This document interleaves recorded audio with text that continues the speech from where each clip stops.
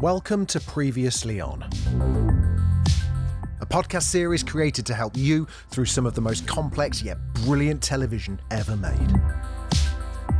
Game of Thrones Season 6, Episode 3, Oathbreaker. Jon Snow is alive, upright and gasping for air. He tells Davos and Melisandre he can remember his death but nothing since. A very shocked Melisandre says the Lord of Light has brought him back for a reason and that he, not Stannis, might be the heroic prince mentioned in the prophecies. Jon walks out into the courtyard to the amazement of those gathered. He hugs Tormund, who tells him the wildlings think he's some kind of god, and Edison, who he asks to hold off burning his body for now. Sam, Gilly and Little Sam, the baby, not a euphemism, are travelling by boat to Old Town.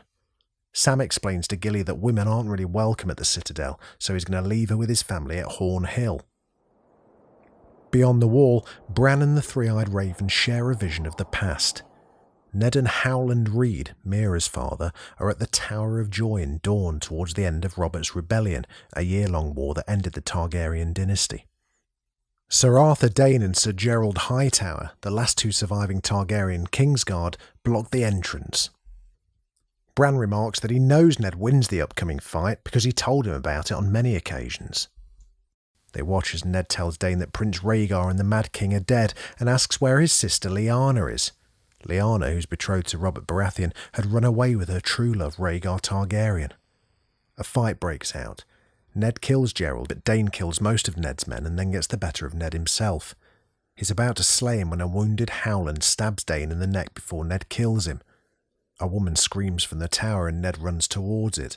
The Three-Eyed Raven says they must leave, but Bran calls out to his father, who momentarily turns, seemingly hearing him, before continuing into the tower. Bran is then pulled from the vision.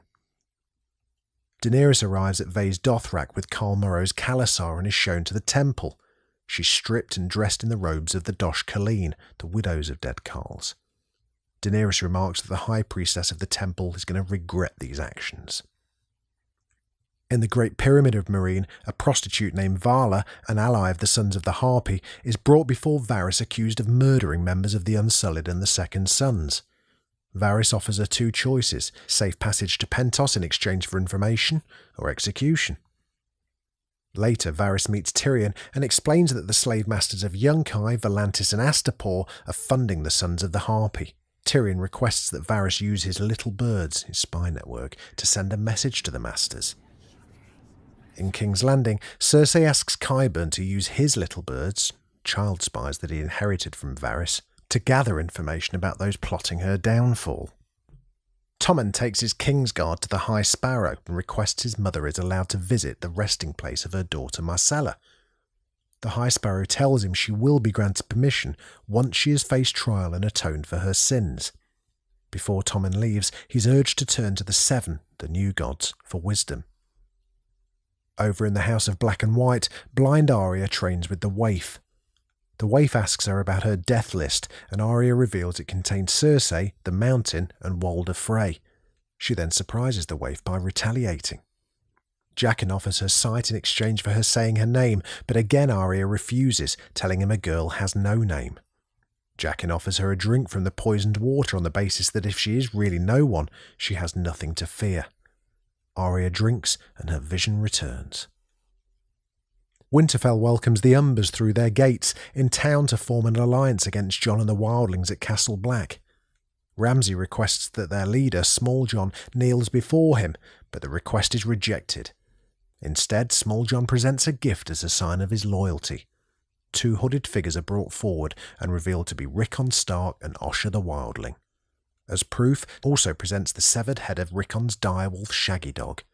A delighted Ramsay welcomes Rickon back home.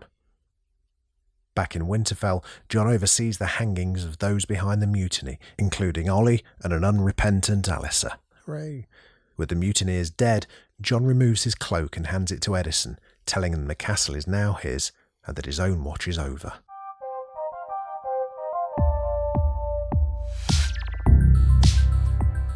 Thanks for listening. Hope it's been helpful. Listen, if you've enjoyed this, I would love it if you subscribed. We've got loads more shows where this came from, and we'd love you to join us for them. If you know someone who needs to get up to speed with Thrones, just send them our way. A 5-star review wherever you get your podcasts from would also be absolutely fantastic. If you've got any feedback, have I pronounced a name wrong? I hope I haven't. Or ideas for a show that we should be covering? We'll almost certainly be doing the big ones, but you never know, there may be others that we've missed. Let us know. I'd love to hear from you over on Twitter. You can find us at Previous Podcast, or just email us hello@previouslyon.co.uk. Previously On is presented by Jamie East and is a Daft Doris production.